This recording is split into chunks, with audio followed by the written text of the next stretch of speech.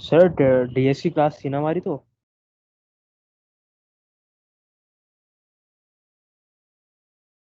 आप लोग की डीएस की क्लास एक्चुअल में स्टॉप हो गई है। मतलब आपकी डीएस की क्लास अब फोर्थ लेक्चर में होगी।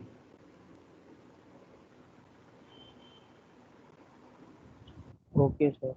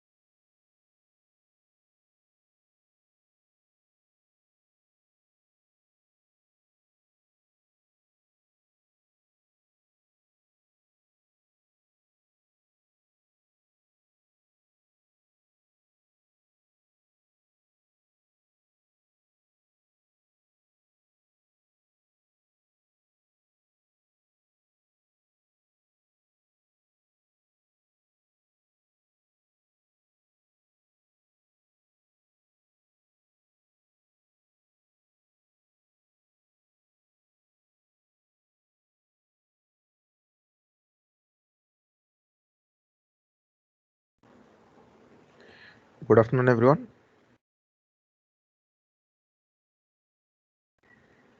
Good afternoon sir.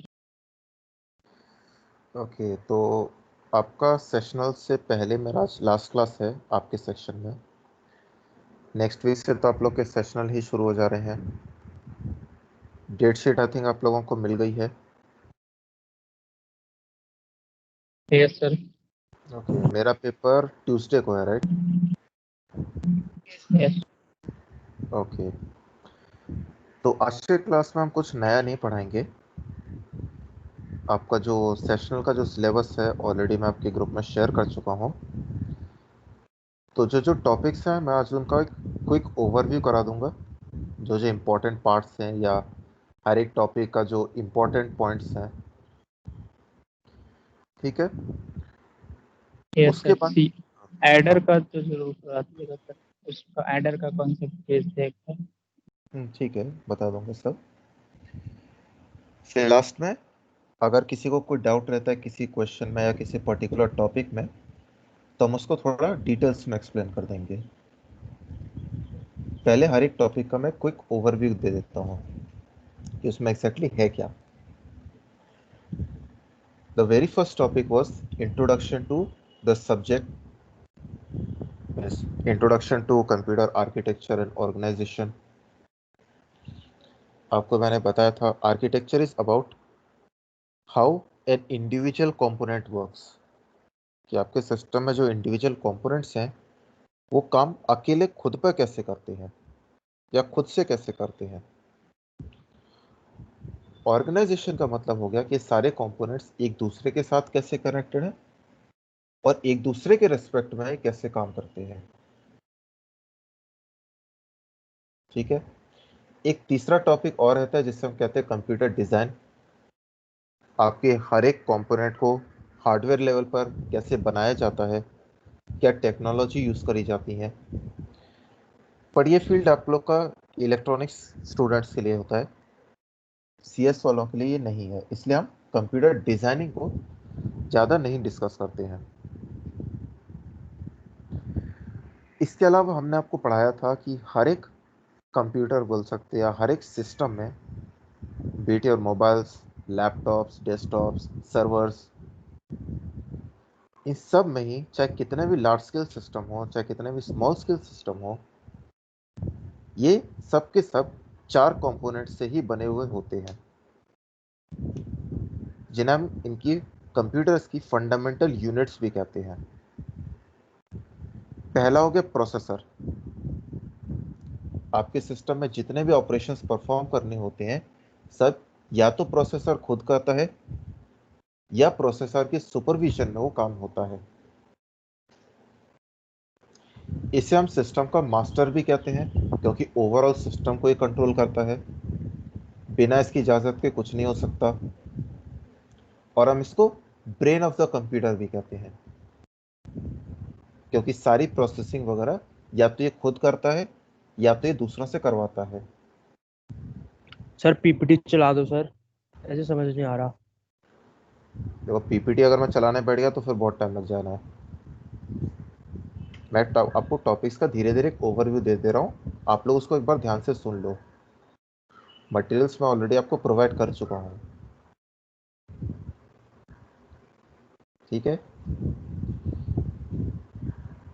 अब से फॉर एग्जांपल, जैसे अगर आपका मेन मेमोरी से आपका हार्ड डिस्क में कोई डेटा ट्रांसफर हो रहा है, सीपीयू खुद तो कर नहीं रहा ये चीज़, लेकिन सीपीयू आपके रैम और हार्ड डिस्क के बीच में एक सिंक्रोनाइजेशन कर रहा है और इन दोनों डिवाइस से काम करवा रहा है। अगर आपके सिस्टम में सिर्फ एक ही प्रोसेसर होता है, in that case and in that case only we call it as a central processing unit. Processor में जो लोग सब लोग सीपीयू सीपीयू लिखना शुरू कर देते हैं, this two terms are not equal. जब आपके सिस्टम में सिर्फ एक प्रोसेसर होता है तभी हम उसको सीपीयू कहते हैं, central processing unit. Multiple processor के केस में हम उसे सीपीयू नहीं कहेंगे, समटाइम्स उसे एमपीयू भी कहते हैं, मल्टीपल प्रोसेसिंग यूनिट्स।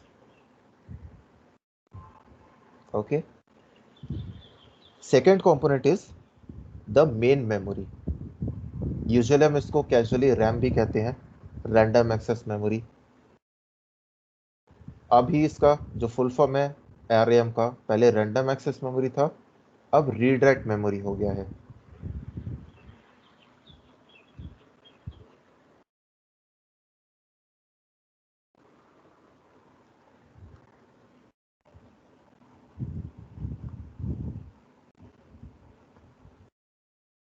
ठीक है, 1 second.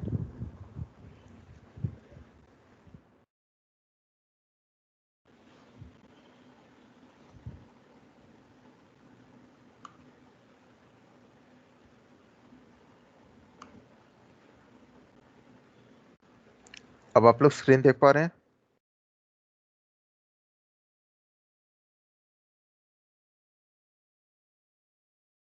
Hello? Yes yes sir. Yes sir देख पा रहे हैं। ओके, यस सर देख पा रहे हैं। तो जैसा कि आपसे कह रहा था, जो आपकी सेकेंड यूनिट है, most important fundamental unit, that is main memory. कई बार लोग इसको रैम के नाम से भी कहने लगते हैं, बिकॉज इसका जो फुल फॉर्म है दैट इज, पहले रैंडम एक्सेस मेमोरी था, अब इसका नाम रीड राइट मेमोरी हो गया है, just to differentiate it from ROM और रीड ओनली मेमोरी। इसमें आप डेटा स्टोर भी कर सकते हो, इससे डेटा रिट्रीव भी कर सकते हो। रोम के केस में क्या होता है, एक बार डेटा आपने स्टोर कर दिया, फिर आप उसको मॉडिफाई नहीं कर सकते, उससे सिर्फ आप डेटा उठा सकते हो। दूसरा पर्पस, इसको रैंडम एक्सेस करने का क्या क्या लॉजिक है कि आपका रैम में जो भी कोई पर्टिकुलर मेमोरी आपको एक्सेस करना है, उस तक आप डायरेक्टली पहुंच सकते हो। चाहे आप मेमोरी का स्टार्टिंग का कोई लोकेशन से आपको इंफॉर्मेशन उठानी है, चाहे मिडिल पोर्शन से कहीं से उठानी है, चाहे लास्ट पोजीशन से आपको कहीं से उठानी है, तीनों सिचुएशन में टाइम सेम लगेगा। ऐसा नहीं है कि अगर मेमोरी के हमको लास्ट से कोई एलिमेंट उठाना है तो उसमें ज्यादा टाइम लगे। काइंड ऑफ लाइक अगर मैं आपको डेटा स्ट्रक्चर के टर्म में कहूं तो इसे हम एरे के तौर पे इंप्लीमेंट कर सकते हैं। एरे का केस क्या है, आपको कोई फर्स्ट इंडेक्स से कोई इंफॉर्मेशन उठानी है, कहीं मिडिल पोर्शन से उठानी है या लास्ट से उठानी है, टाइम आपको उतना ही लगेगा। वहीं अगर लिंक लिस्ट की बात करें तो लिंक लिस्ट में आप सीधा मिडिल एलिमेंट या लास्ट एलिमेंट नहीं उठा सकते। हर बार आपको स्टार्ट से ही शुरू करना होगा और स्कैन करते करते आप एकदम हर एक नोड को स्कैन करते हुए लास्ट तक जाते हो। इसे हम सीक्वेंशियल एक्सेस कहते हैं। ये सीक्वेंशियल एक्सेस आपके हार्ड डिस्क या आपके पेन ड्राइव्स इसमें यूज होता है। हार्ड डिस्क में आप कोई मेमोरी, आप कोई लोकेशन डायरेक्टली एक्सेस नहीं कर सकते। तीसरा कंपोनेंट हो गया आपके इनपुट और आउटपुट डिवाइसेस। इनका काम बस इतना ही है, यूजर से इनपुट एक्सेप्ट करके सीपीयू या रैम को देना और उससे जो रिजल्ट जनरेट हो रहा है उसको निकाल करके यूजर को डिस्प्ले कर देना। इनका बस इतना ही पर्पस है। आपके सीपीयू की प्रोसेसिंग में इनका कोई रोल नहीं है। अगर आपके सिस्टम में आईओ डिवाइसेस हो ना हो, सिस्टम को कोई फर्क नहीं पड़ता, वो अपना काम एज इट इज कर सकता है। हाँ, कोई पर्टिकुलर जगह पर प्रॉब्लम आ सकती है। से फॉर एग्जांपल अगर आपके सिस्टम में स्पीकर नहीं है तो आप ऑडियो नहीं सुन पाओगे, लेकिन इसका मतलब ये नहीं है कि आपका प्रोसेसर ही काम करना बंद कर देगा या रैम काम करने से मना कर देगा। अगर आपके सिस्टम में प्रिंटर नहीं है, आप कोई डॉक्यूमेंट प्रिंट नहीं कर पाओगे बस, लेकिन उसका मतलब ये नहीं है कि आपका सीपीयू रैम काम करना ही पूरी तरह से बंद कर दे। लेकिन अगर आपके सिस्टम में प्रोसेसर या रैम नहीं होता है, इन दैट केस आपका सिस्टम नहीं चलेगा, चाहे आप कुछ भी कर लो। ठीक है। और फोर्थ कंपोनेंट जो होता है उसे हम कहते हैं आपका buses. These are a group of wires. They connect every other components of a computer system. जो भी इंफॉर्मेशन ट्रांसफर होनी है इन कंपोनेंट्स के बीच में बस के थ्रू होगी। सीपीयू को कोई डेटा रैम में पहुंचाना है, सीपीयू को इंफॉर्मेशन पहले बस पर डालनी होगी, बस से वो रैम के पास जाएगी, रैम उसको एक्सेप्ट करेगा, रैम से कोई इंफॉर्मेशन आपके आईओ डिवाइस तक जानी है, रैम डेटा को बस पर डालेगा, वहां से वो आईओ डिवाइस के पास जाएगी, आईओ डिवाइस उसको एक्सेप्ट करेगी। आईओ डिवाइस को कोई इंफॉर्मेशन सिस्टम को देना है, वो पहले इस बस पर डालेगी, बस से वो इंफॉर्मेशन आपके रैम पर जाएगी और रैम से फिर वो सीपीयू में ट्रांसफर होगी। सीपीयू और आईओ डिवाइसेस कभी भी डायरेक्टली कम्युनिकेट नहीं करते। इनफैक्ट आपके प्रोसेसर को यह भी नहीं पता होता कि आपके सिस्टम में कोई आईओ डिवाइस नाम की चीज है भी या नहीं। और फर्क अगर देखा जाए तो उसे फर्क नहीं भी पड़ना चाहिए, क्योंकि उसकी प्रोसेसिंग आपके किसी आईओ डिवाइस के होने या ना होने से कोई असर उस पर नहीं पड़ रहा है। इसके अलावा हमने डिस्कस किया था आपको एक वॉन न्यूमैन आर्किटेक्चर के बारे में। यह आर्किटेक्चर 1945 में बनाया गया था, लेकिन तब से लेकर के आज तक आप कोई भी सिस्टम उठा के देख लो, वो आपका वॉन न्यूमैन आर्किटेक्चर स्टाइल पर ही काम करता है। चाहे भले आपका मोबाइल फोन हो, चाहे भले एक सुपर कंप्यूटर हो, चाहे भले आपका फेसबुक का सर्वर ही क्यों ना हो, ये सब के सब आपके वॉन न्यूमैन आर्किटेक्चर पर चलते हैं। अभी रिसेंटली आप लोगों ने देख सुना होगा शायद न्यूज में, गूगल ने अपना एक क्वांटम कंप्यूटर बनाया है। उसका आर्किटेक्चर स्टाइल थोड़ा डिफरेंट है। वो लोग तो ये भी यस क्लेम सर। कर रहे हैं, हाँ, वो लोग तो ये भी क्लेम कर रहे हैं कि उनका जो आपका क्वांटम कंप्यूटर है वो प्रोसेसिंग भी आपको सेकंड्स भर में करके दे सकता है, जो आपको एक सुपर कंप्यूटर को भी रन करने में कम से कम 10,000 साल लगे। मतलब वो इतना पावरफुल है। अंडर प्रोसेस है सर। हाँ, वो अंडर अंडर प्रोसेस, अभी बना नहीं है पूरा।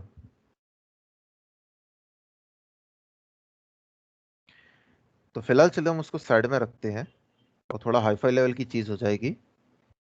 हम वापस से अपने बेसिक आर्किटेक्चर पे आते हैं।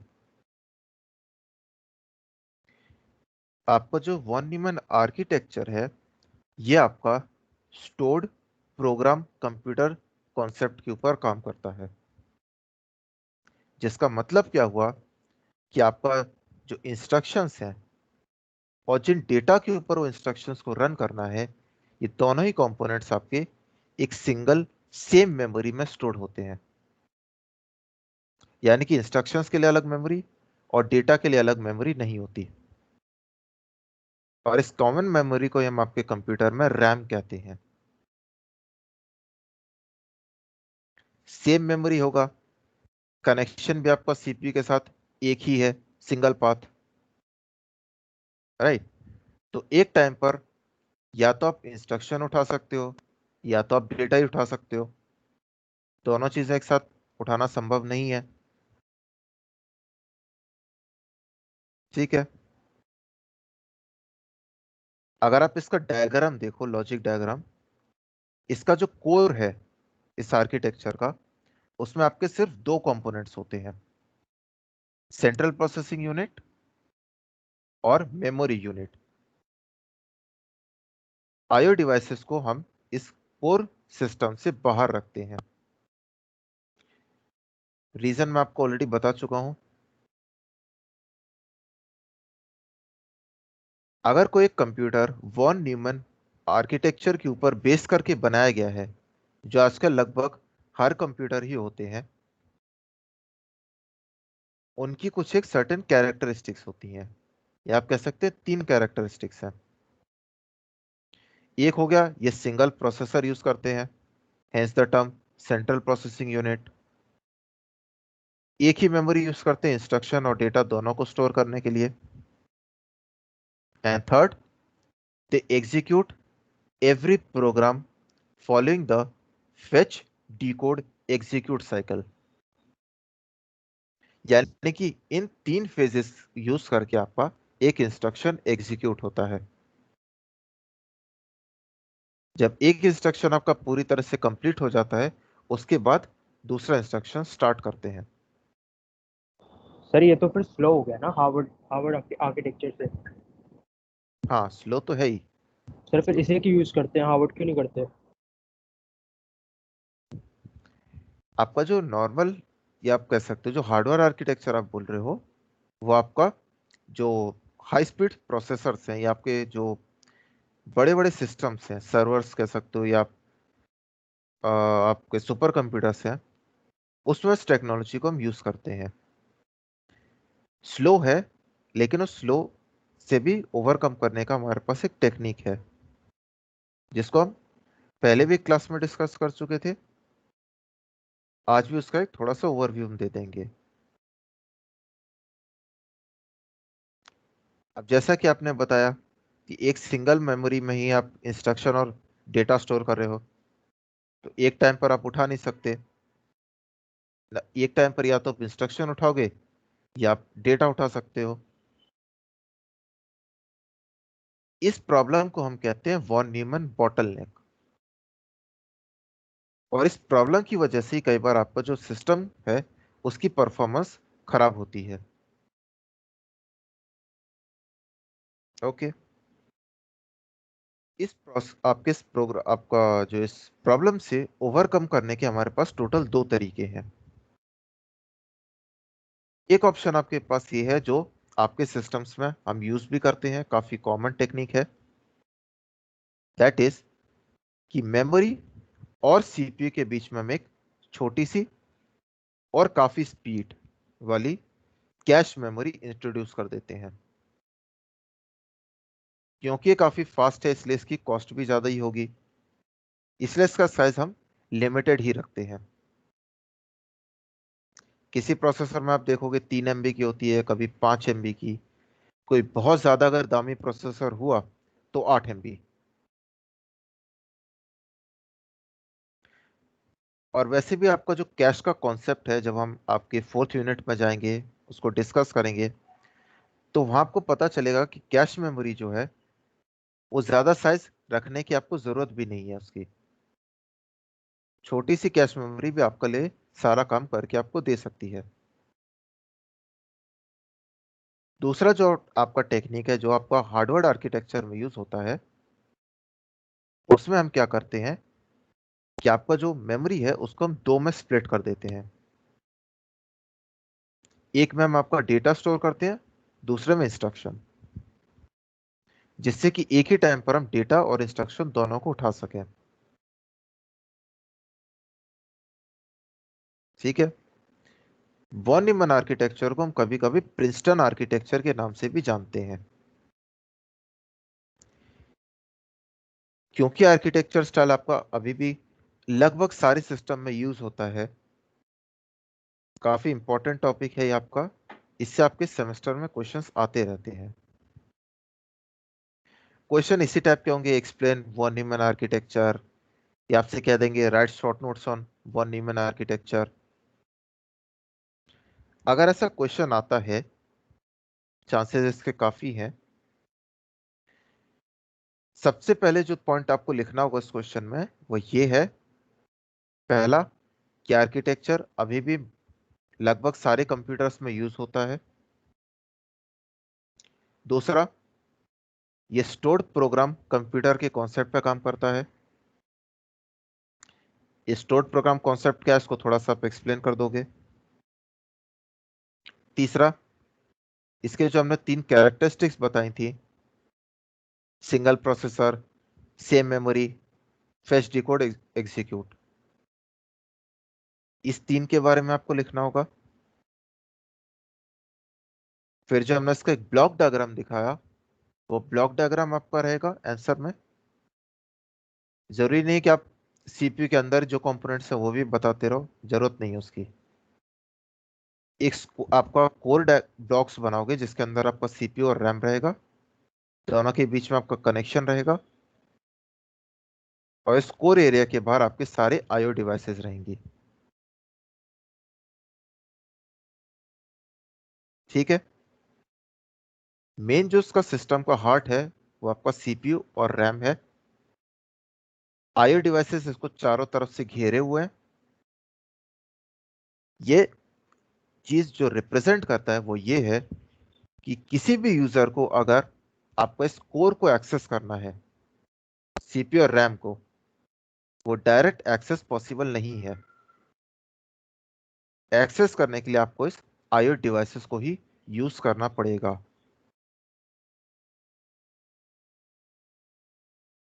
ठीक है। तो ये 4 पॉइंट हुए आपके, कि आपके लगभग सारे मॉडर्न सिस्टम्स में यूज होता है, स्टोर्ड प्रोग्राम के कॉन्सेप्ट पे काम करता है, इसके 3 ये कैरेक्टरिस्टिक्स हैं, और इसका ब्लॉक डायग्राम ये है, और इसको अरेंज हम इस तरह से करते हैं। लास्ट में अगर आपको टाइम मिला तो आप बॉटल नेक के बारे में भी 1 या 2 लाइन में एक्सप्लेन कर दोगे, उससे ज्यादा एक्सप्लेन करने की इस पॉइंट पर कोई जरूरत नहीं है। तो वॉन न्यूमन बॉटल नेक आपका ऑप्शनल है, लेकिन बाकी के जो आपको 4 पॉइंट्स बताए ये कंपलसरी होंगे। सर ये वॉन सब न्यूमन, नोट्स में है ना सर, नोट्स में है ना सब? हाँ ठीक है। तो ये तो था फर्स्ट टॉपिक। सेकंड में हमने बात करी थी आपकी बस और बस आर्किटेक्चर के बारे में। बसेस क्या होती हैं? They are a group of wires जो आपका डेटा जो है उसको पैरेलल फैशन में ट्रांसफर करती है, यानी कि एंटायर बाइट या एंटायर वर्ड आप एक टाइम पर भेज सकते हो। डिपेंड करता है कि आपके बसेस के अंदर जो वायर्स हैं वो कितने हैं। हर एक वायर पर आप एक सिंगल बिट प्लेस कर सकते हो। अगर आपकी बस में से 8 वायर्स हैं तो एक पॉइंट पर आप 8 बिट एक साथ भेज सकते हो या एक सिंगल बाइट आप भेज सकते हो। अगर 16 वायर्स हैं तो आप एक टाइम पर 16 बिट्स या 2 बाइट या आप एक कंप्लीट वर्ड भेज सकते हो। ओके, 32 को हम कहते हैं आपका यूजुअली डी वर्ड, और आपका जो 64 बिट्स हैं उसे हम कहते हैं क्यू वर्ड। ठीक है, आपके जो वायर्स हैं इन्हें हम 3 फंडामेंटल ग्रुप्स में डिवाइड करते हैं। पहला हो गया आपका डेटा बस। जो भी इंफॉर्मेशन, जो एक्चुअल डेटा आपको ट्रांसफर करना है between CPU and other components, ये सब के सब आपके डेटा बस के थ्रू ही होते हैं। डेटा बस जो आपकी बाई डायरेक्शनल है, यानी कि दोनों डायरेक्शन में डेटा ट्रांसफर पॉसिबल है।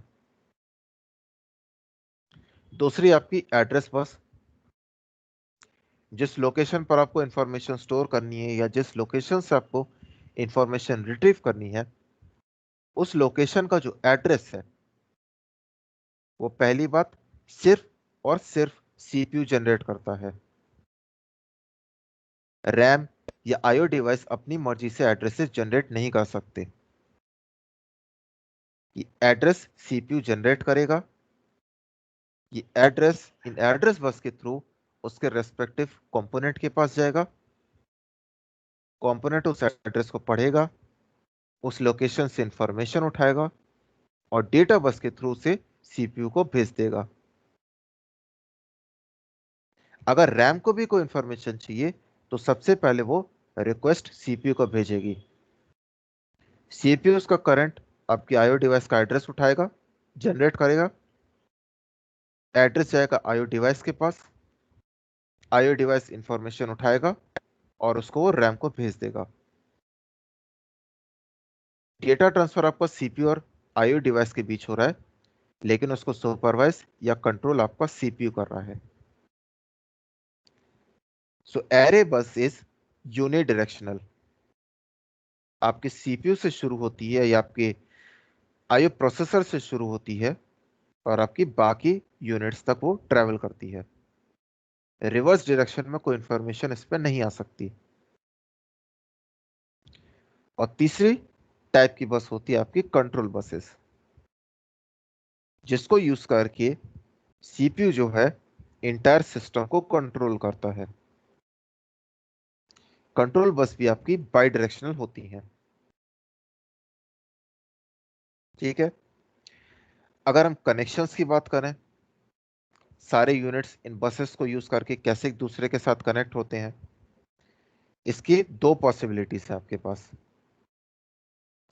एक होती है आपकी डेडिकेटेड इंटरकनेक्शन,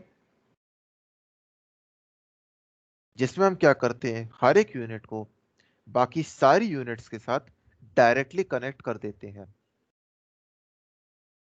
जैसा कि अगर आप स्क्रीन पर डायग्राम देख पा रहे हो, 4 यूनिट्स हैं और 4 एक दूसरे के साथ डायरेक्टली कनेक्टेड हैं।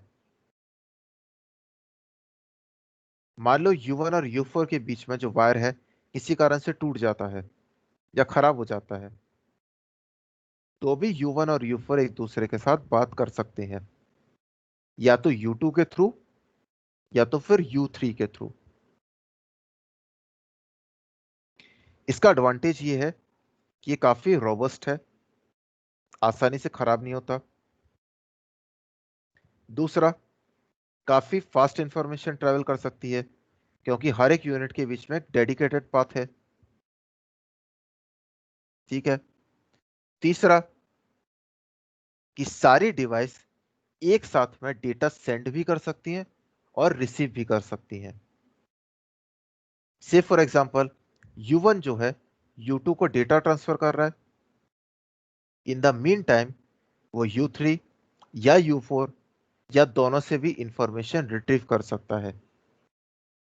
इनफैक्ट वो चाहे तो U2 से भी कोई इंफॉर्मेशन ले सकता है, बट इस पॉइंट पर क्या होगा, U2 उसको डायरेक्ट इंफॉर्मेशन नहीं भेज सकती क्योंकि वो पाथ ऑलरेडी यूज में है। हाँ, लेकिन U2 जो है आपका U4 या U3 को यूज करके U1 को कोई इंफॉर्मेशन भेज सकता है, वो भी उस टाइम पर जब U1 ऑलरेडी उसको कोई डेटा ट्रांसफर कर रहा है। यानी कि वेटिंग टाइम या डिले लगभग ना के बराबर होता है। तीसरा एडवांटेज इसका क्या है, किसी अगर दो यूनिट के बीच का कनेक्शन टूट जाता है तो भी वो दोनों यूनिट एक दूसरे के साथ बात कर सकती हैं, डायरेक्टली ना सही इनडायरेक्टली। डिसएडवांटेज क्या है, काफी कॉस्टली है क्योंकि नंबर ऑफ बसेस ज्यादा हैं। दूसरा, इस कॉन्फ़िगरेशन में अगर आपको कोई नई यूनिट घुसड़नी है या आपको इंक्लूड करनी है तो उसके लिए आपको मल्टीपल कनेक्शंस करने पड़ेंगे। जितनी पहले से डिवाइसेस एग्जिस्ट करती हैं, हर एक डिवाइस को आपको कनेक्ट करना पड़ेगा,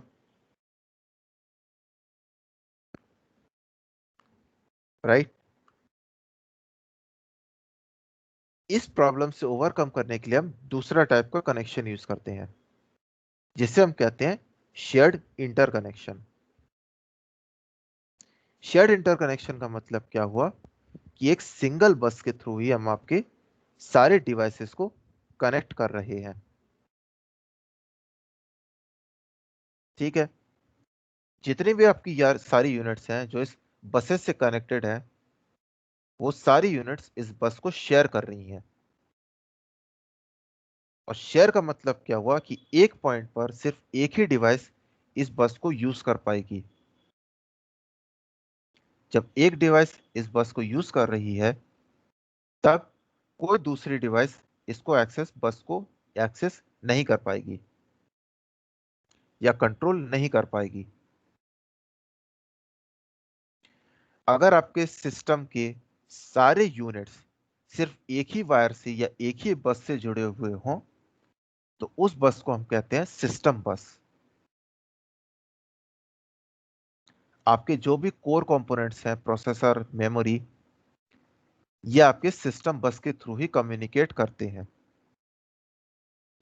अब क्योंकि आपके आईओ डिवाइसेस भी इस बस के साथ कनेक्टेड हैं, ऑब्वियस सी बात है वो आईओ डिवाइस भी इस बसेस को कंट्रोल कर सकते हैं, ठीक है। मान लो आईओ डिवाइस 1 आईओ डिवाइस 2 को कोई डेटा ट्रांसफर करना चाहता है। आईओ डिवाइस ने क्या किया, बस का कंट्रोल अपने पास लिया और इंफॉर्मेशन उसने आईओ डिवाइस 2 को भेजनी शुरू कर दी। अब जैसा कि आप लोग जानते ही हैं, आपके जो इनपुट आउटपुट डिवाइसेस हैं ये काफी स्लो होते हैं, इनका रीड राइट टाइम बहुत ही ज्यादा बेकार होता है। अब प्रॉब्लम ये आ रही है कि जब तक आपके आईओ डिवाइस के बीच में डेटा ट्रांसफर कंप्लीट नहीं होता तब तक कोई यूनिट इस बस को एक्सेस नहीं कर पाएगी। उस कोई भी यूनिट में आपका मेन मेमोरी भी आता है एंड स्पेसिफिकली आपका सीपीयू भी आता है या आपका प्रोसेसर भी आता है। यानी आईओ ट्रांसफर के लिए आपके सीपीयू को वेट करना पड़ रहा है और सीपीयू आपके सिस्टम का सबसे कॉस्टली रिसोर्स है, उसको आप खाली बैठे नहीं दे सकते। वो अगर खाली बैठ गया तो आपका सिस्टम की पूरी परफॉर्मेंस की बैंड बच जाएगी,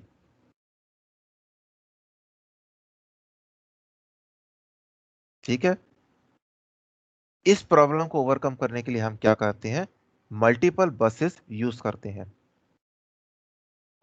आपके जो आईओ डिवाइसेस है उसे हम आपके सिस्टम बस से हटा करके आपके एक सेपरेट आईओ बस के ऊपर प्लेस कर देते हैं। यानी आईओ डिवाइसेस के बीच में जो भी कम्युनिकेशन होगा वो इस आईओ बस या लोकल बस के थ्रू ही होगा। अब ऑब्वियसली कोई भी अगर बस होती है तो उसका एक बस मास्टर होना चाहिए जो उस बस को कंट्रोल करेगा, जो ये डिसाइड करेगा कि उस बस का एक्सेस किसको देना है। सिस्टम बस का मास्टर तो आपका प्रोसेसर या सीपीयू हो गया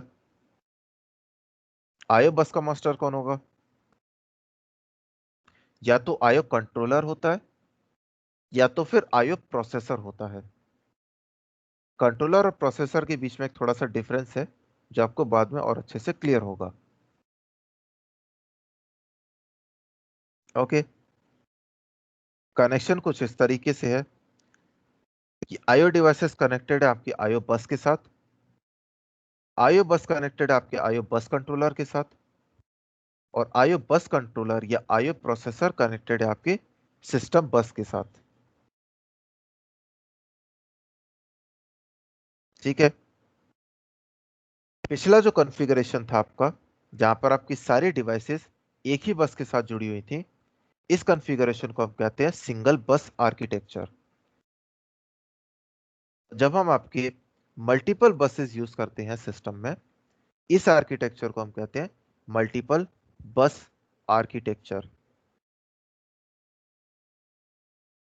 बट ये दोनों ही अगर हम कहें तो ये आप दोनों ही कैटेगरीज आपकी शेयर्ड इंटरकनेक्शन में आती हैं। शेयर्ड इंटरकनेक्शन का एडवांटेज क्या है? लो कॉस्ट, कनेक्शंस काफी कम है।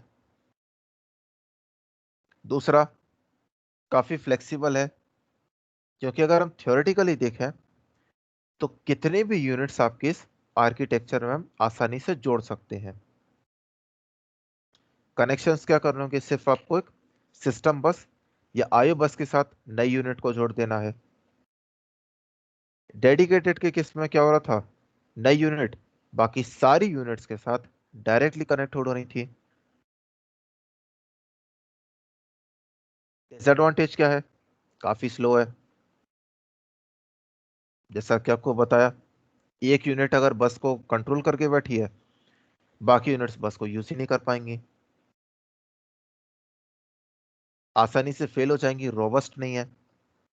आपकी मेन बस अगर फेल हो गई, पूरा सिस्टम बंद, कोई कुछ नहीं कर पाएगा। ठीक है, तो जैसा कि आपको पता है, हमारे सिस्टम में हम डेडिकेटेड कनेक्शंस यूज नहीं करते हैं। We usually prefer shared interconnection, यानी कि एक कॉमन बस के साथ हम मल्टीपल यूनिट्स को जोड़ते हैं। अब जैसा कि मैंने आपको बताया कि अगर यूनिट्स एक बस को यूज कर रही हैं, एक टाइम पर कोई एक यूनिट उस बस को कंट्रोल कर सकती है। अब वो कौन सी यूनिट के पास उस बस का कंट्रोल होगा, ये कौन डिसाइड करेगा? बस तो करने से रही ना, आपके यूनिट्स कर सकते हैं, उनके पास भी अथॉरिटी नहीं है। अथॉरिटी है किसके पास? बस मास्टर के पास। सिस्टम बस के केस में ये आपका सीपीयू है, और आईओ बस के केस में आपका ये आईओ प्रोसेसर या आईओ कंट्रोलर है। अब जब उसके पास रिक्वेस्ट आएंगी कौन सी यूनिट को उसको कंट्रोल देना है, ये डिसीजन वो कैसे लेता है? Using a set of steps. ठीक है। जिसके बाद वो क्या करता है? एक यूनिट को सिलेक्ट करेगा जिसको कंट्रोल देगा। इस सिलेक्शन प्रोसेस को ही हम आर्बिट्रेशन या बस आर्बिट्रेशन कहते हैं। टोटल 3 तरीके के से हम ये इंप्लीमेंट करते हैं। पहली हो गई Daisy चेनिंग, second is polling, independent requesting. Daisy चेनिंग में अगर आप कनेक्शन देखो, 3 कंट्रोल लाइन से आपका पूरा काम हो जा रहा है। जो बस ग्रांट सिग्नल है, जिसके बेसिस पर डिसाइड किया जाता है कौन सी यूनिट को एक्सेस देना है, ये बस ग्रांट सिग्नल आपके सारे यूनिट्स को एक चेन फॉर्मेशन में जोड़ रहे हैं। ठीक है, जब बस कंट्रोलर को किसी यूनिट को एक्सेस प्रोवाइड करना है, वो क्या करता है? इस बस ग्रांट सिग्नल को सिंपली एक्टिवेट कर देगा। उसके बाद ये सारी आपकी जो सिग्नल्स हैं, ये बैक टू बैक आपके सारी यूनिट्स पर ट्रेवल करती रहेंगी, और तब तक ट्रेवल करती हैं जब तक कि आपको एक यूनिट ऐसा नाम मिल जाए, फर्स्ट यूनिट जिसने रिक्वेस्ट मांगी हो, उस पॉइंट पर वो क्या करेगा, इस ग्रांट सिग्नल को रोक देगा और बस बिजी सिग्नल एक्टिवेट कर देगा कंट्रोलर को बताने के लिए कि बस फिलहाल यूज में है। इसके एडवांटेज क्या है? एक ही है, एक्चुअली दो है। एक कि आपके जो कंट्रोल लाइन्स हैं वो काफी कम है, इनफैक्ट 3 कंट्रोल लाइन से आपका पूरा काम हो जा रहा है। दूसरा, थ्योरेटिकल अगर हम देखें तो इस आर्बिट्रेशन स्कीम में हम कितनी भी चाहे तो यूनिट जोड़ सकते हैं थ्योरेटिकली। प्रैक्टिकली कुछ रेस्ट्रिक्शंस की वजह से या कुछ लिमिटेशंस की वजह से हम ऐसा नहीं कर सकते हैं। डिसएडवांटेज क्या है? सबसे पहली, हर एक डिवाइस की जो प्रायोरिटी है वो फिक्स्ड है, उसे आप रन टाइम में चेंज नहीं कर सकते। प्रायोरिटी चेंज करनी है, सिस्टम बंद करो, सारे कनेक्शंस खोलो, दोबारा यूनिट्स को फिर कनेक्ट करो बस के साथ, तभी इसकी प्रायोरिटी चेंज होगी। दूसरा, स्टैटिक प्रायोरिटी की वजह से एक और इशू खड़ा हो जाता है। मान लो एक हायर प्रायोरिटी डिवाइस अगर रैपिडली आपकी बार बार बस की रिक्वेस्ट जनरेट करे तो हर बार बस का कंट्रोल उसे ही मिलेगा और किसी को नहीं। ठीक है, इसे हम कहते हैं स्टारवेशन प्रोसेस, से भी हमने डिफाइन किया था, इसे हम स्टारवेशन कहते हैं। तीसरा, किसी कारण से अगर बस ग्रांट लाइन किसी पॉइंट पे फेल कर गई, उसके बाद की जितने भी डिवाइसेस हैं वो आपके आर्बिट्रेशन स्कीम से बाहर ही हो गई। ठीक है, सेकंड जो हम आर्बिट्रेशन स्कीम यूज करते हैं दैट इज पोलिंग। पोलिंग कैसे काम करती है? मान लो अगर बस कंट्रोलर को किसी यूनिट को एक्सेस प्रोवाइड करना है, बस कंट्रोलर क्या करता है, अपना जो पोलिंग सीक्वेंस है that is a memory where the unique IDs of each of these devices is stored in a particular order. वो क्या करेगा, इस पोलिंग सीक्वेंस से जो सबसे पहली यूनिट है, जो पहला सबसे पहला आईडी आ रहा है, उसे उठाएगा और इस पोल काउंट लाइन्स के ऊपर ट्रांसफर कर देगा, जिससे धीरे धीरे ये एड्रेसेस या जो आइडेंटिफिकेशन नंबर है ये सबके पास पहुंच जाए। सारी यूनिट्स जिन जिनको ये मिले हैं वो इस आईडी के साथ अपनी आईडीज मैच करके देखेंगे, जिसकी आईडी मैच कर गई उसको कंट्रोल मिल गया, जिसकी आईडी मैच नहीं करी उसने उसको ड्रॉप कर दिया सिंपली। एडवांटेज क्या है? जो आपकी यूनिट्स हैं इनकी जो प्रायोरिटी पहले स्टैटिक थी अब वो डायनामिक हो गई है, क्योंकि उनकी प्रायोरिटी अब डिपेंड करती है कि पोलिंग सीक्वेंस में उसका जो आइडेंटिफिकेशन नंबर है या जो एड्रेस है वो कहां पर ऑकर कर रहा है। ठीक है, इस एड्रेस को चाहो तो आप एक प्रोग्राम लिख के आसानी से इसकी सीक्वेंस को बदल सकते हो। सीक्वेंस बदलेगा इसका मतलब क्या हुआ, प्रायोरिटीज बदल गई। अगर आप प्रायोरिटीज बदल सकते हो तो आपकी जो प्रीवियस केस में प्रॉब्लम थी, एक हाई प्रायोरिटी डिवाइस बार बार लो प्रायोरिटी डिवाइस को लॉकआउट कर दे रही थी, रोक दे रही थी, इस प्रॉब्लम से आप ओवरकम कर सकते हो। कोई हाई प्रायोरिटी डिवाइस अगर बार बार रिक्वेस्ट जनरेट करे, आप उसकी प्रायोरिटी को लो कर दो। तीसरा, कोई अगर पर्टिकुलर एक यूनिट फेल कर जाती है किसी कारण से तो बाकी यूनिट्स के ऊपर कोई असर नहीं होगा। डिसएडवांटेज क्या है? नंबर ऑफ कंट्रोल लाइंस ज्यादा है। दूसरा, अनलिमिटेड नंबर ऑफ यूनिट्स आप इससे कनेक्ट नहीं कर सकते। कितने डिवाइस आपकी कनेक्ट होंगे ये डिपेंड करता है कि आपकी पोल काउंट लाइंस कितनी है। जो आर्बिट्रेशन मेथड हम यूज करते हैं इसे हम कहते हैं इंडिपेंडेंट रिक्वेस्टिंग। कई आपका ये पूरी तरह से अगर आप देखो तो ये पोलिंग की तरह ही काम करती है, यानी कि डिसीजन भी आपका एक पोलिंग सीक्वेंस के बेसिस पर ही लेता है। बट डिफरेंस ये है कि पोलिंग में जहां सबसे पहला जो आईडी आ रहा था उसको ही उठा के वो एड्रेस लाइन पर डाल दे रहा था, बिना ये सोचे कि जिस डिवाइस का ये आईडी है उस डिवाइस ने एक्चुअली रिक्वेस्ट भेजी है भी या नहीं।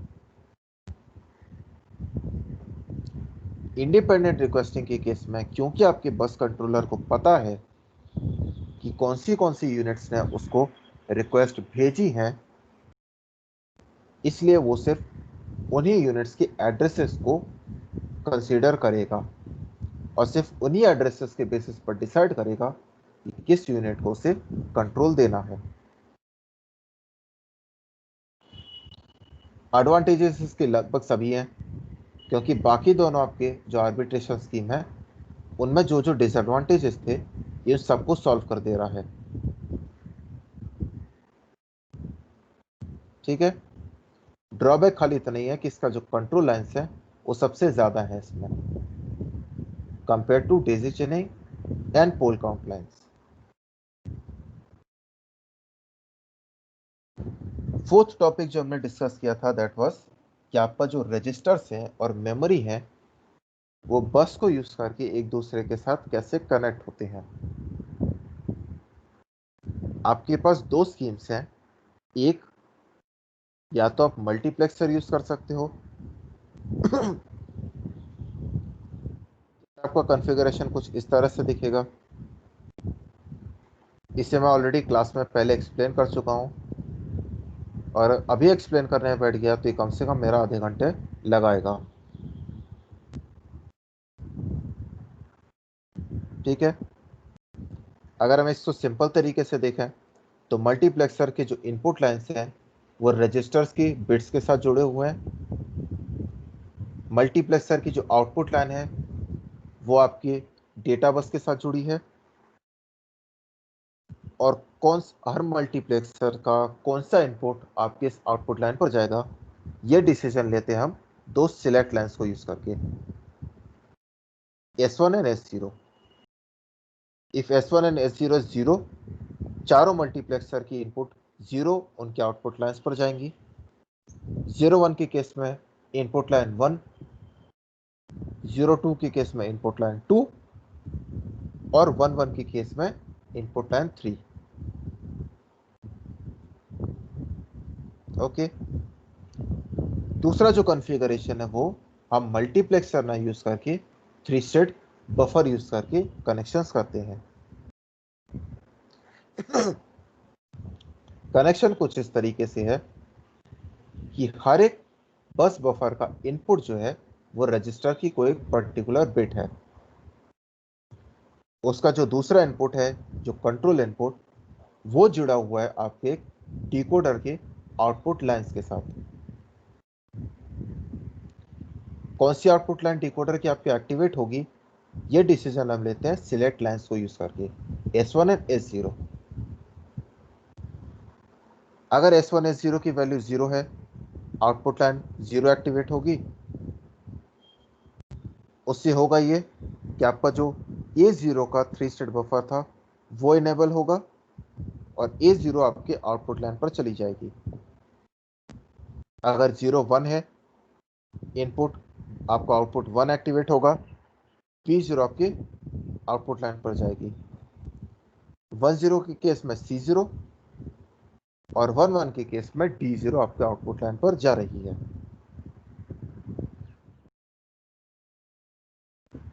ठीक है, इस टॉपिक से वैसे ज़्यादा आपके क्वेश्चन नहीं आते हैं, मैं ऑलरेडी आपके लास्ट 10 ईयर्स से देख भी चुका हूँ।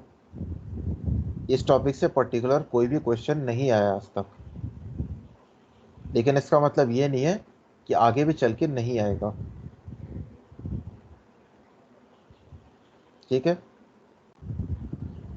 ये टॉपिक आप एकदम लोअर प्रायोरिटी पे रख सकते हो,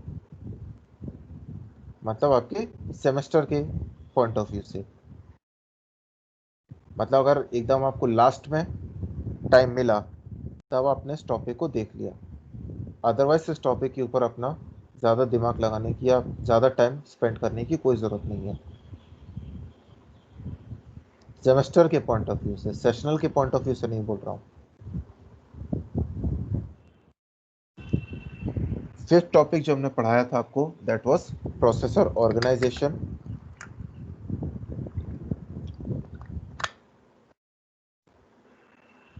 इसके केस में हम आपको बताते हैं कि आपके प्रोसेसर के अंदर जो 4 कंपोनेंट्स हैं, ALU, CU, registers and internal bus, इनके एक्चुअल काम क्या है और ये एक दूसरे के साथ किस तरीके से जुड़े हुए हैं। ALU आप लोग जानते ही हैं, अरिथमेटिक एंड लॉजिक यूनिट। जो भी ऑपरेशंस, बेसिक ऑपरेशंस परफॉर्म होने हैं वो ALU करता है। CU control unit, entire system को कंट्रोल करता है, not just CPU। Registers, temporary storage location, जो भी आपके CPU को या आप कह सकते हो ALU को जो भी ऑपरेशन परफॉर्म करना है वो इन रजिस्टर्स के ऊपर ही होता है। जो फाइनल रिजल्ट जनरेट होगा वो भी पहले रजिस्टर्स में ही स्टोर होगा। और इंटरनल बस जो है आपकी, वो आपके सारे कंपोनेंट्स को एक दूसरे के साथ जोड़ती है। ठीक है, ये तो था बात आपके प्रोसेसर की एक जनरल ऑर्गेनाइजेशन की। अगर हम बात करें आपके एक पर्टिकुलर या स्पेसिफिक CPU ऑर्गेनाइजेशन की, तो ऐसी 3 ऑर्गेनाइजेशंस अवेलेबल हैं। एक है single accumulator based CPU organization, जिसमें कि आप जो भी ऑपरेशन परफॉर्म करते हो उसमें आपका एक एक्यूमुलेटर रजिस्टर इन्वॉल्व रहता ही रहता है। या तो इम्प्लिसिट होगा, मतलब पहले से डिफाइंड है, या तो फिर आप उसको अलग से डिफाइन कर सकते हो इंस्ट्रक्शन में। इसे हम ज़्यादातर यूज़ नहीं करते हैं, या ज़्यादातर आपके जो कंप्यूटर्स हैं वो इस ऑर्गेनाइजेशन को फॉलो नहीं करते हैं। दूसरा ऑर्गेनाइजेशन है general register based CPU organisation.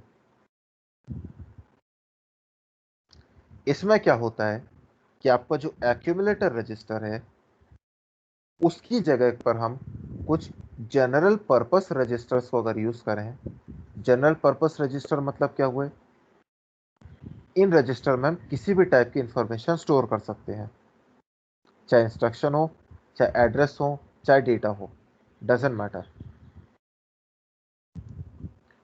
तो जो CPU आपका एक्यूमुलेटर को छोड़ करके इन जनरल पर्पस रजिस्टर्स को यूज करता है, उस CPU को हम कहते हैं जनरल रजिस्टर बेस्ड CPU। ठीक है,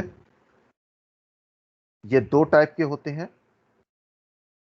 एक रजिस्टर मेमोरी रेफरेंस आर्किटेक्चर, जिसमें आपका एक ऑपरेंड हमेशा रजिस्टर में रहेगा, दूसरा ऑपरेंड आपका रजिस्टर में भी हो सकता है या मेमोरी में भी हो सकता है।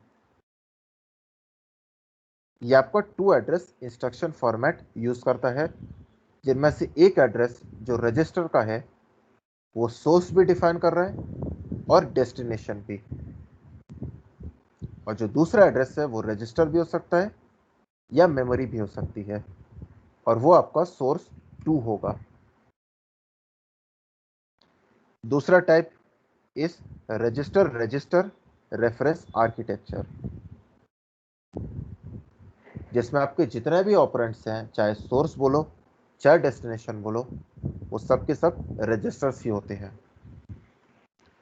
इस आर्किटेक्चर में कोई भी इंस्ट्रक्शन आपका मेमोरी को डायरेक्टली एक्सेस नहीं करता, यानी कि इंस्ट्रक्शन में आप मेमोरी एड्रेसेस नहीं दे सकते। इसके एडवांटेज क्या है, एफिशिएंसी आपकी काफ़ी बढ़ गई, क्योंकि आप ज़्यादा रजिस्टर यूज़ कर रहे हो, मेमोरी एक्सेस आपका काफ़ी कम हो गया। दूसरा, रजिस्टर बेस्ड आप जो इंस्ट्रक्शन लिखते हो या प्रोग्राम लिखते हो, वो आप चाहते हो कि काफ़ी एफिशिएंटली लिखा जाए, अननेसेसरी इंस्ट्रक्शन ना लिखे जाएं, इंस्ट्रक्शन का साइज अपने आप कम हो जाएगा, जिससे कि आपका प्रोग्राम जो है उसकी साइज भी कम होगी। डिसएडवांटेज क्या है कि आपका जो रजिस्टर्स हैं, आपको ये ध्यान रखना होगा कि वो रजिस्टर जो है अननेसेसरीली यूज ना हो। दूसरा, क्योंकि आप ज्यादा रजिस्टर यूज कर रहे हो, आपकी आर्किटेक्चर की, आपकी सीपीयू की कॉस्ट अपने आप बढ़ जाएगी। तो इस टॉपिक से जो जनरली क्वेश्चन आते हैं वो आपसे पूछ सकते हैं कि general register based CPU organization क्या है, उसके एडवांटेजेस और डिसएडवांटेजेस क्या हैं। या आपसे क्वेश्चन आ सकता है कि what is register memory reference architecture और what is register register CPU reference architecture. इस तरह के क्वेश्चंस आपके इस टॉपिक से आते हैं। ठीक है, आपका यूनिट 1 का जो लास्ट टॉपिक है दैट इज स्टैक ऑर्गेनाइजेशन, या आप कह सकते हो stack based CPU organization and addressing modes. Stack आप लोगों को पता ही है क्या होता है, last in first out data structure है। इसको आप लोग एरे या लिंक लिस्ट के थ्रू इंप्लीमेंट करते हो। हार्डवेयर लेवल पर भी स्टैक इंप्लीमेंट करने के आपके पास दो तरीके होते हैं। या तो आप एक सेट ऑफ रजिस्टर्स को यूज करके एक सेट आपका स्टैक बना सकते हो। इस तरह के स्टैक को हम कहते हैं या तो रजिस्टर स्टैक या रजिस्टर बेस्ड स्टैक। इस स्टैक की आपकी एडवांटेज ये है कि ये काफी आपका फास्ट होता है, क्योंकि आप डायरेक्टली इंफॉर्मेशन को रजिस्टर्स में स्टोर कर रहे हो। लेकिन इसका सिर्फ यही एडवांटेज है। डिसएडवांटेज क्या है? पहली, आपका स्टैटिक साइज है इसका, मतलब रन टाइम में आप रजिस्टर स्टैक को बढ़ा या घटा नहीं सकते हो। दूसरा, ये काफी कॉस्टली है, क्योंकि आप रजिस्टर्स को यूज कर रहे हो और रजिस्टर्स काफी कॉस्टली होते हैं। जितने ज्यादा आप रजिस्टर यूज करोगे उतना ही ज्यादा आपका स्टैक का साइज होगा, लेकिन उतना ही ज्यादा आपका कॉस्ट भी बढ़ेगा। ठीक है। थर्ड, इसका मेन डिसएडवांटेज क्या है कि जो रजिस्टर्स हैं ये आपके सिर्फ और सिर्फ स्टैक ऑपरेशन में यूज होंगे। इसके अलावा और किसी भी काम के लिए आप इस रजिस्टर्स को यूज नहीं कर सकते। इतनी वाइटल रिसोर्स, इतनी कॉस्टली रिसोर्स आपने एक पर्टिकुलर टास्क को डेडिकेट करके रख दी।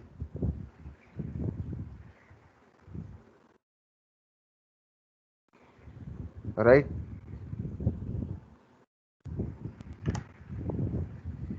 तो सेकंड जो आपके पास स्टैक इंप्लीमेंटेशन है उसे हम कहते हैं memory stack. Instead of using registers,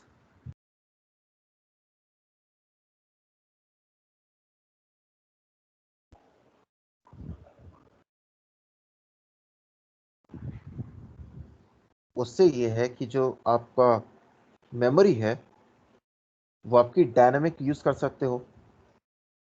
मतलब जब चाहो आप अपने मेमोरी स्टैक को बढ़ा या घटा सकते हो। कैसे कर सकते हो? हम क्या कर रहे हैं, दो रजिस्टर्स को यूज कर रहे हैं। इनमें से एक रजिस्टर आपके स्टैक का स्टार्टिंग एड्रेस स्टोर करके रखा है, दूसरा रजिस्टर आपके स्टैक के एंडिंग एड्रेस को स्टोर करके रखता है। अब अभी सी बात है, स्टैक को अगर आपको बढ़ाना या घटाना है, इन दोनों ही रजिस्टर्स में से किसी भी एक पॉइंट को आपको बढ़ाना या घटा देना होगा। किसी एक रजिस्टर की अगर आप वैल्यू चेंज कर दो, ऑब्वियस सी बात है स्टैक का साइज बदल जाएगा। इसकी एडवांटेज क्या है? सबसे बड़ी, ये डायनामिक है। जरूरत के हिसाब से हम इसको बढ़ा या घटा सकते हैं। दूसरा, काफी चीप है, राइट। तीसरा एडवांटेज इसका क्या है, या आप कह सकते हो एडवांटेज उतना नहीं है, बट अगर हम रजिस्टर स्टैक के बेसिस पर देखें तो आपकी इस केस में भी जो मेमोरी लोकेशन है स्टैक में वो फिक्स्ड है। स्टैक के अलावा और किसी पर्पस के लिए आप उन लोकेशंस को यूज नहीं कर सकते, लेकिन इससे खासा कुछ फर्क नहीं पड़ रहा। पहली बात, वो लोकेशंस वैसे ही काफी चीप है। दूसरा, ओवरऑल जो आपके सिस्टम की मेमोरी है उसके कंपैरिजन में इस मेमोरी लोकेशंस का कोई ज्यादा कुछ सिग्निफिकेंस है भी नहीं। अब 4 GB के रैम में अगर आप 1 KB का स्टैक इंप्लीमेंट करते हो तो क्या ही फर्क पड़ रहा है। डिसएडवांटेज इसका बस खाली ये है कि स्टैक काफी स्लो है compare to your register stack. ठीक है। एड्रेसिंग मोड्स क्या होते हैं? जो भी आप सीपीयू को एक इंस्ट्रक्शन देते हो या प्रोसेसर को इंस्ट्रक्शन देते हो वो बाइनरी फॉर्मेट में होता है, a set of ones and zeros. इस इंस्ट्रक्शन में टोटल 3 फील्ड होते हैं। एक हो गया आपका ऑपरेशन कोड फील्ड या ऑप कोड फील्ड, जो सीपीयू को बताता है कि आपको कौन सा ऑपरेशन परफॉर्म करना है। दूसरा, एड्रेस फील्ड, जो ऑपरेशन आपको जिस पे परफॉर्म करने हैं वो ऑपरेंड्स कहां पर स्टोर्ड है, राइट। एंड तीसरा फील्ड होता है आपका मोड फील्ड, जो प्रोसेसर को बताता है कि जो आपका एड्रेस फील्ड है उसे आपको कैसे इम्प्लीमेंट करना है या आप कैसे उसको इंटरप्रेट करोगे। ओके।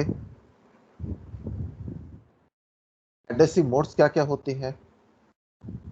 सबसे पहला है इम्प्लाइड मोड। इंस्ट्रक्शन में पहले से फिक्स्ड होता है कि जो ऑपरेशन परफॉर्म करना है या किस लोकेशन पे आपको करना होगा, अलग से वो लोकेशन आपको एड्रेस में बताने की जरूरत नहीं है। दूसरा हो गया आपका इमीडिएट मोड। आप एक एड्रेस फील्ड में एक वैल्यू तो भेज रहे हो लेकिन वो आपका एक्चुअल डेटा है, ना कि कोई एड्रेस।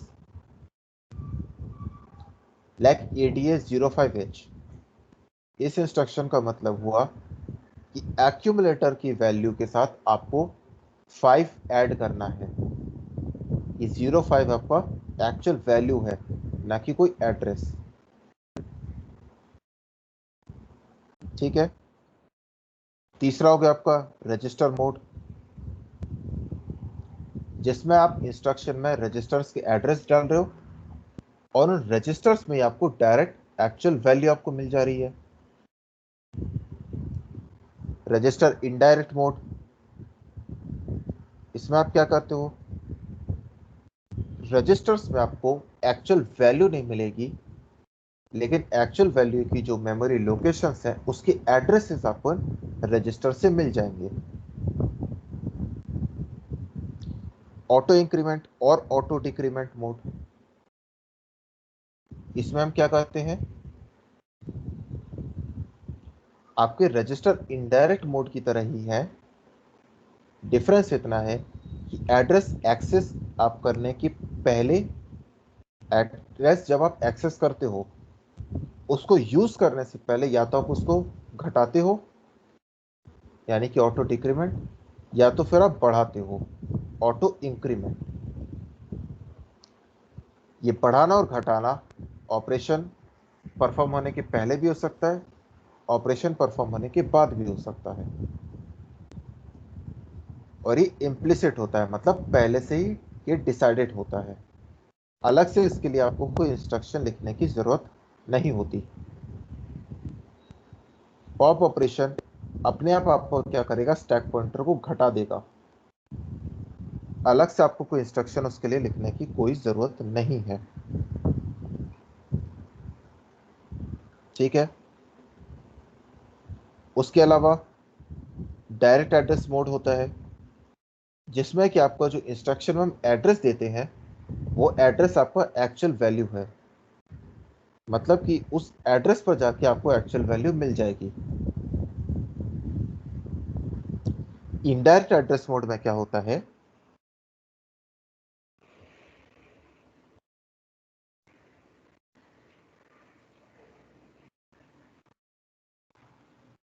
उसका मतलब क्या होता है इनडायरेक्ट एड्रेस मोड में, कि इंस्ट्रक्शन में जो हम आपको एड्रेस दे रहे हैं वो आपकी एक्चुअल वैल्यू का डायरेक्ट एड्रेस नहीं है, लेकिन उसके बेसिस पर हम आपकी एक्चुअल वैल्यू को एक्चुअल एड्रेस कैलकुलेट कर सकते हैं। ठीक है। इनडायरेक्ट एड्रेस मोड के 3 तरीके के स्पेसिफिक एड्रेसिंग मोड्स होते हैं। एक होता है रिलेटिव एड्रेस मोड, जहां पर हम आपके प्रोग्राम काउंटर के वैल्यू के साथ इंस्ट्रक्शन का एड्रेस पार्ट जोड़ते हैं, जिससे कि हमें आपका एक्चुअल एड्रेस मिल सके। इसे हम यूजुअली आपका ब्रांच टाइप इंस्ट्रक्शंस में यूज करते हैं, जब ब्रांचिंग आपके किसी नियर बाई लोकेशन पर हो। इससे फायदा ये होता है कि आपका जो इंस्ट्रक्शन का साइज है वो थोड़ा छोटा हो जाता है।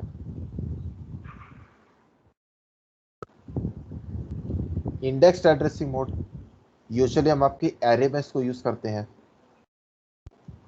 एरे का जो इंडेक्स है उसे हम आपका इंडेक्स एड्रेस रजिस्टर में स्टोर कर रहे हैं या इंडेक्स रजिस्टर में, और एरे का जो स्टार्टिंग एड्रेस है उसे हम आपकी इंस्ट्रक्शन में प्रोवाइड कर देते हैं। Based on that address and based on the index value, आप उस इंडेक्स की एक्चुअल एड्रेस को कैलकुलेट करते हो और फिर आप उसको एक्सेस करते हो। इससे फायदा ये है कि एक तरह से आप एरे, या एक तरह से देखो आप इंटायर मेमोरी को एक सिंगल इंस्ट्रक्शन से आप एक्सेस कर सकते हो, प्रोवाइडेड इंडेक्स रजिस्टर में आपका करेक्ट इंडेक्स स्टोर्ड हो। And the last addressing mode is base register addressing mode. यहां पर क्या होता है कि आपका जो बेस रजिस्टर है उसकी वैल्यू के साथ इंस्ट्रक्शन का एड्रेस पार्ट जोड़ा जाता है, ताकि हमें आपका इफेक्टिव या एक्चुअल एड्रेस मिले। इस टेक्निक को हम यूज करते हैं प्रोग्राम रिलोकेशन के हेल्प करने में। यानी कि आपका सिस्टम में अगर बार बार आपका प्रोग्राम मेमोरी से हट रहा है, फिर मेमोरी में किसी दूसरी लोकेशन पर आ रहा है, इस टाइप की सिचुएशन में हेल्प करने के लिए हम इस बेस रजिस्टर एड्रेसिंग मोड को यूज करते हैं, जिसमें कि प्रोग्राम का आपका जो स्टार्टिंग एड्रेस है वो आपके बेस रजिस्टर में स्टोर किया जाता है।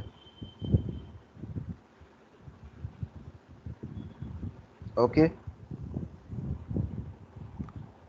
इस टॉपिक से आपके जो क्वेश्चंस आ सकते हैं वो क्या क्या होंगे। एक तो आपसे पूछा जा सकता है कि स्टैक क्या होता है। दूसरा आपसे पूछा जा सकता है कि रजिस्टर स्टैक और मेमोरी स्टैक में क्या डिफरेंस है, राइट। आपसे एड्रेसिंग मोड के बारे में पूछा जा सकता है, what is an addressing mode, या define some types of addressing modes with examples. Even आपको अगर हम बात करें लास्ट सेमेस्टर में ही इस टॉपिक से 2 क्वेश्चंस आए थे और दोनों ही आपके 10 मार्क्स के थे।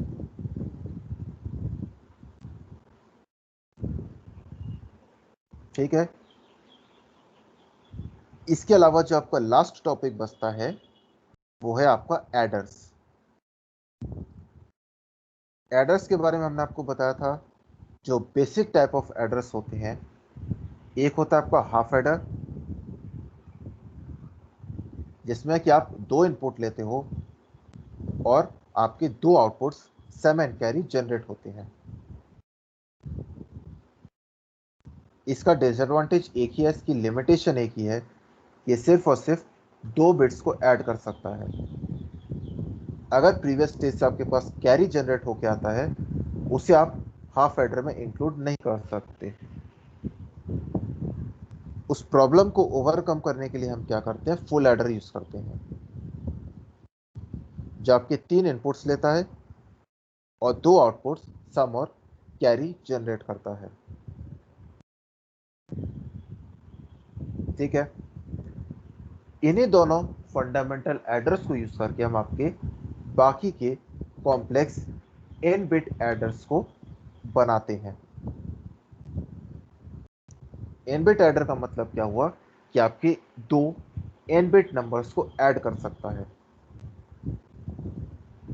इसमें जो आपका सबसे सिंपलेस्ट और सबसे चीपेस्ट टेक्निक या सबसे सिंपलेस्ट और सबसे चीपेस्ट एडर होता है, उसे हम कहते हैं सीरियल एडर। ये सिर्फ और सिर्फ आपके 2 कंपोनेंट्स को यूज करके बनाया जाता है,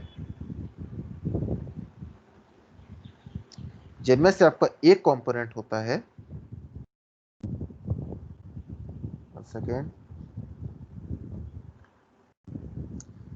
जिनमें से एक कंपोनेंट होता है आपका एक 1 बिट एडर, जिसे हम usually full bit adder use करते हैं, आपका फुल एडर, और दूसरा आपका डी फ्लिप फ्लॉप है, जो एक टाइम पर एक बिट इंफॉर्मेशन सर्टेन टाइम तक स्टोर करके रख सकती है, और तब तक स्टोर करेगी जब तक कि उसको नेक्स्ट क्लॉक सिग्नल ना मिले। जैसे उसे क्लॉक सिग्नल मिलेगा, वो इस कैरी वैल्यू को फुल एडर के कैरी इनपुट में ट्रांसफर कर देगी। इस एडर का सबसे बड़ा एडवांटेज ये है कि ये काफी चीप है, सबसे सस्ता है, सबसे सिंपलेस्ट है एक n बिट एडर के हिसाब से। तीसरा, इस एडर को यूज करके आप जितने भी डिजिट्स का या जितने भी बिट्स का आप नंबर ऐड करना चाहते हो कर सकते हो। इससे आप 4 बिट के नंबर ऐड कर सकते हो, 16 बिट के कर सकते हो, 64 बिट के कर सकते हो, 256 बिट्स के नंबर ऐड कर सकते हो, नो प्रॉब्लम। डिसएडवांटेज इसका एक ही यही है, ये काफी स्लो है, मतलब हद से ज्यादा स्लो है, इसलिए हम इसको यूज नहीं करते। जो हम यूज करते हैं उन्हें हम कहते हैं पैरेलल एडर्स। पैरेलल एड्रेस का मतलब ये हुआ कि ये एड्रेस आपकी सिंगल क्लॉक पल्स पे आपके 2 n बिट नंबर्स को ऐड कर सकते हैं। सीरियल एडर के केस में आपको टोटल n क्लॉक साइकिल्स लगती थी, यहां पर आपका एक सिंगल क्लॉक पल्स पर या सिंगल क्लॉक साइकिल पर आपका काम हो जाएगा। जो सिंपलेस्ट इस टेक्निक में जो सबसे सिंपलेस्ट एडर है, उसे हम कहते हैं रिपल कैरी एडर। इसमें हम क्या करते हैं, सारे n बिट फुल एड्रेस को एक दूसरे के साथ एक चेन फॉर्मेट में जोड़ देते हैं, और इस तरीके से जोड़ते हैं कि आपका हर एक फुल एडर का जो कैरी आउटपुट है वो नेक्स्ट फुल एडर के कैरी इनपुट के साथ जुड़ा हुआ हो, यानी कि हर एक स्टेज आपके नेक्स्ट स्टेज को कैरी पास करता रहता है। सीरियल एडर भी आपका कुछ इसी तरीके से काम कर रहा है। डिफरेंस ये है कि सीरियल एडर जब तक उसको क्लॉक सिग्नल नहीं मिलता तब तक वो कैरी को नेक्स्ट स्टेज में नहीं भेजेगा। रिपल कैरी एडर के केस में क्या होता है, जैसे ही कैरी जनरेट होगी नेक्स्ट स्टेज में वो ट्रांसफर हो जाएगी, बिना किसी डिले के, बिना किसी वेटिंग टाइम के। इसमें टाइम जो है आपका सीरियल एडर से कुछ थोड़ा सा इंप्रूव हुआ, पर ये अभी भी उतना सफिशिएंट नहीं है, और इसका रीजन ये है कि हर एक स्टेज को प्रीवियस स्टेजेस के लिए वेट करना पड़ रहा है कि प्रीवियस स्टेजेस अपना काम करें, कैरी जनरेट करें, और फिर वो मुझे भेजें। इसको इम्प्रूव करने के हमारे पास एक ही टेक्निक है, वो ये है कि अगर हम किसी तरीके से एक अंदाजा लगा सकें कि इन फ्यूचर करंट स्टेज में कैरी वैल्यू क्या आएगी, तो हम आपकी इस एडिशन प्रोसेस को और थोड़ा अच्छा कर सकते हैं। इस टेक्निक को जो एडर इंप्लीमेंट करता है उसे हम कहते हैं कैरी लुक अहेड एडर। इस टॉपिक से अगर कोई क्वेश्चन आता है तो कैरी लुक अहेड एडर से ही आएगा। ना आपके सीरियल एडर से आता है और ना ही आपके रिपल कैरी एडर से आएगा। लेकिन कैरी लुक अहेड एडर की एडवांटेजेस समझने के लिए आपको इन दोनों एडर्स को समझना जरूरी है। अब ये काम कैसे करता है? ये दो वेरिएबल्स डिफाइन करता है।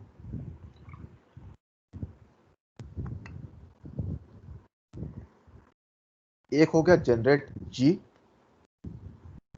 जो ये देखता है कि irrespective of carry from the previous stage, यानी कि प्रीवियस स्टेज से कैरी चाहे 0 आए चाहे 1 आए, वो क्या कंडीशन है कि बिना उसके जाने भी आपका जो करंट स्टेज है वो नेक्स्ट स्टेज के लिए कैरी 1 जनरेट कर रहा है। मतलब ऐसी क्या कंडीशन होगी कि प्रीवियस स्टेज से आपकी कैरी चाहे 0 आए चाहे 1 आए, डजंट मैटर, हमारा करंट स्टेज एक कैरी वैल्यू जनरेट करेगा ही करेगा। ये तब होता है जब आपके दोनों इनपुट्स 1 हो जाएं। इन that case x and y आपकी वैल्यू 1 हो जाएगी। और सेकंड पार्ट, अब चाहे सेकंड पार्ट 0 या 1 हो, डजंट मैटर, हमारी current stage carry out generate कर रहा है। ठीक है, इसलिए हम g को लिखते हैं x एंड y के फॉर्मेट में। दूसरा वेरिएबल हो गया आपका प्रोपागेट, यानी कि p। ये देखता है कि ऐसी क्या कंडीशन आ सकती है जिससे कि प्रीवियस स्टेज से जो हमारे पास कैरी आ रही है आइदर 0 या 1, तो ऐसी क्या कंडीशन होगी कि वही कैरी आपके नेक्स्ट स्टेज में भी ट्रांसफर हो रही है। यानी कि अगर प्रीवियस स्टेज से 0 आता है तो करंट स्टेज में आपकी कैरी 0 ही जनरेट करेगा। अगर प्रीवियस स्टेज से आपकी कैरी 1 आती है तो करंट स्टेज में आपका कैरी 1 ही जनरेट करेगा। ये तब होता है जब आपका करंट स्टेज में जो इनपुट्स आ रहे हैं उन दोनों में से कोई एक ही इनपुट आपका 1 हो। आइदर x इज 1 और y इज 1। इसलिए हम p को लिखते हैं x और y के फॉर्मेट में। तो इस हिसाब से आपकी जो कैरी की इक्वेशन है, जो पहले आपकी C out is equal to X and Y और x और y एंड सी इन थी, वो अब हो गई आपकी C out is equal to G और p dot C in. First stage की कैरी C1 के लिए आपकी जो सी इन की वैल्यू है वो 0 अज्यूम करते हैं हम, initial carry. In that case C1 आपका बन जाता है, आपका C1 बन जाता है G0 और P0 and 0 which is equal to what, G0। C2 आपका बन जाएगा G1 और P1 एंड C1। C1 की वैल्यू आपकी क्या थी, G0। सो C2 आपका बन गया क्या, G1 और P1 and G0, right. C2 की वैल्यू आपकी क्या होगी, दैट वाज C3 की वैल्यू आपकी क्या थी, G2 और P2 एंड C2। C2 की वैल्यू हमें पहले से पता ही है, तो उस बेसिस पर आप C3 की वैल्यू निकाल सकते हो, आप C4 की वैल्यू निकाल सकते हो, चाहे आप कितनी भी वैल्यूज आप आसानी से कैलकुलेट कर सकते हो, राइट। अब काम कैसे कर रहा है ये, हम क्या करते हैं, आपके जो फुल एड्रेस हैं जो आपका सम और कैरी आउटपुट जनरेट कर रहे थे, उसमें हम कैरी को थोड़ा सा मॉडिफाई कर देते हैं। अब कैरी आउटपुट ना करके आपका दो सेपरेट आउटपुट्स जनरेट होंगे, that is generate and propagate. हर एक स्टेज आपके करंट जो उसका स्टेज है उसकी जनरेट और प्रोपागेट वैल्यू कैलकुलेट करेगा बेस्ड ऑन देयर इनपुट्स। उन वैल्यूज को एक कैरी लुक अहेड जनरेटर में भेजेगा। वो जनरेटर इन वैल्यूज के बेसिस पर हर एक स्टेज की कैरी वैल्यू कैलकुलेट करेगा। कैरी वैल्यू जनरेट होते ही वो आपके इन 1 बिट एड्रेस में ट्रांसफर हो जाएगी। 1 बिट एड्रेस क्या करेंगे, आपके एडिशन परफॉर्म करेंगे। कैरी वैल्यू मिल गई, इनपुट्स उनके पास ऑलरेडी थे ही, एडिशन परफॉर्म किया, जो रिजल्ट जनरेट हुआ वो आपके आउटपुट में भेज दिया।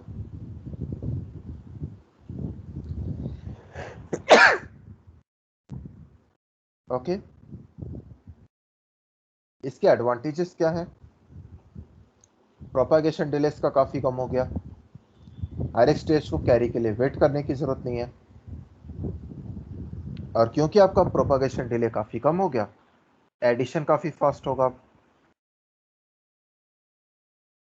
डिसएडवांटेज क्या है, काफी कॉम्प्लेक्स सर्किटरी है, स्पेशली आपके कैरी लोकेट जनरेटर की।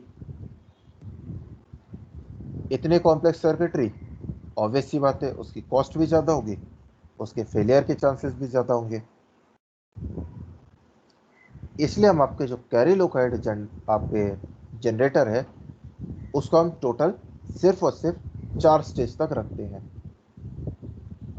यानी कि कमर्शियल जो आपके कैरी लोकेट एडर्स हैं उनकी एक यूनिट आपकी सिर्फ और सिर्फ 4 बिट के नंबर्स को ऐड कर सकती है।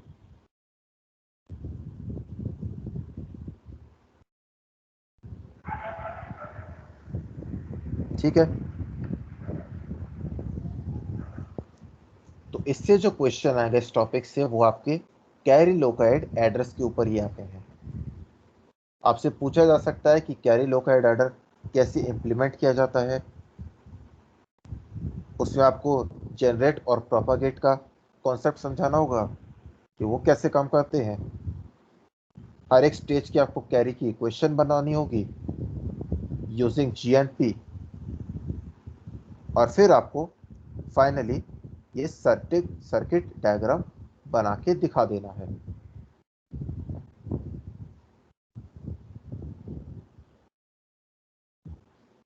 ठीक है, और एक क्वेश्चन आपका आ सकता है कि इनकी एडवांटेज या डिसएडवांटेज क्या है।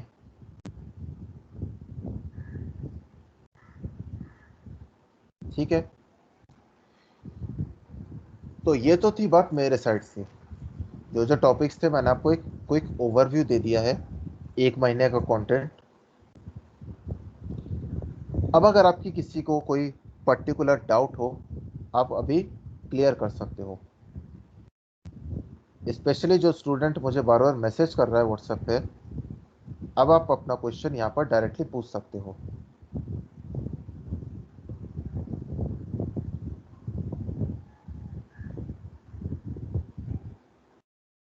कोई डाउट है किसी को? No sir. ओके,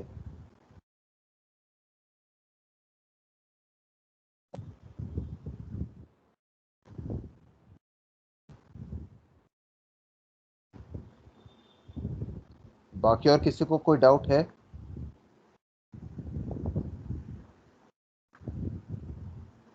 अगर नो डाउट सर। ओके, अगर डाउट ना हो तो आप मीटिंग लीव कर सकते हो। मैंने आपकी अटेंडेंस मार्क कर ली है और आपका क्लास हम आज यहीं ओवर कर रहे हैं। अगर थैंक कोई यू सर। सर सेशनल किस फॉर्मेट में होंगे, मतलब कैसे होंगे सेशनल? देखो, 2 घंटे का आपको टाइम मिलेगा। यस। ठीक है, क्वेश्चन पेपर में 3 सेक्शन है। फर्स्ट सेक्शन 10 मार्क्स का है। टोटल 5 क्वेश्चन आएंगे, 2-2 मार्क्स के। उसके बाद जो सेक्शन बी और सी है, दोनों ही आपके 20 मार्क्स के हैं। दोनों में आपको 3-3 क्वेश्चन दिए जाएंगे, 10 मार्क्स ईच, जिनमें से आपको कोई भी 2 क्वेश्चंस सॉल्व करने हैं। सर पेपर बड़ा होगा या छोटा? अब वो तो क्वेश्चन पेपर के ऊपर डिपेंड करता है, क्वेश्चंस सर के क्योंकि ऊपर। इधर फोटो भी तो फिर खींचनी सर फिर हमें अपलोड भी करना है। जीमेल पे अपलोड तो करना time- पड़ेगा हाँ, तब। ओ, सर वो कह रहे थे क्लास क्रिएट करनी है या फिर क्लास में ज्वाइन होना है? क्लास में हम लोग आपको ज्वाइन कराएंगे। Okay sir, okay sir. वो एक्चुअली इंस्ट्रक्शन फैकल्टीज के लिए था। हम लोग आपकी टीम्स, वो आपकी क्लासरूम जनरेट करेंगे। हम लोगों को जो लिस्ट मिलेगी हम आपको ऐड करेंगे, और फिर आपके क्वेश्चंस, आपका एग्जाम होगा उस पर। सर हमें पेपर अपलोड करना है लिखने के बाद बस। हाँ, थैंक यू सर। जो आपका पेपर आप लिखोगे उसको आपको पीडीएफ में स्कैन करना होगा, और वो पीडीएफ आपको अपलोड करनी है। Okay sir. सिंगल फाइल होनी चाहिए, याद रखना। मल्टीपल फोटोज या मल्टीपल फाइल्स ओके। अपलोड मत करना, नहीं तो ओके कंफ्यूजन सर। हो सकता है। ठीक है, तो क्लास ओवर करते हैं हम यहाँ पर।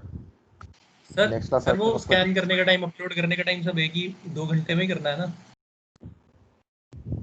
अब वो तो आपका जो कंट्रोलर ऑफ एग्जामिनेशन है वो आपको ज़्यादा बेटर बता पाएंगे, या तो आपको एचओडी बता पाएंगे। Okay sir. ठीक है, so best of luck for exams.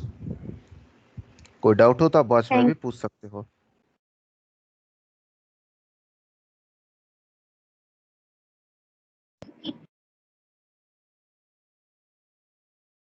अगर कोई डाउट ना हो तो आप मीटिंग लीव कर सकते हो, अटेंडेंस आपकी ऑलरेडी मार्क हो चुकी है।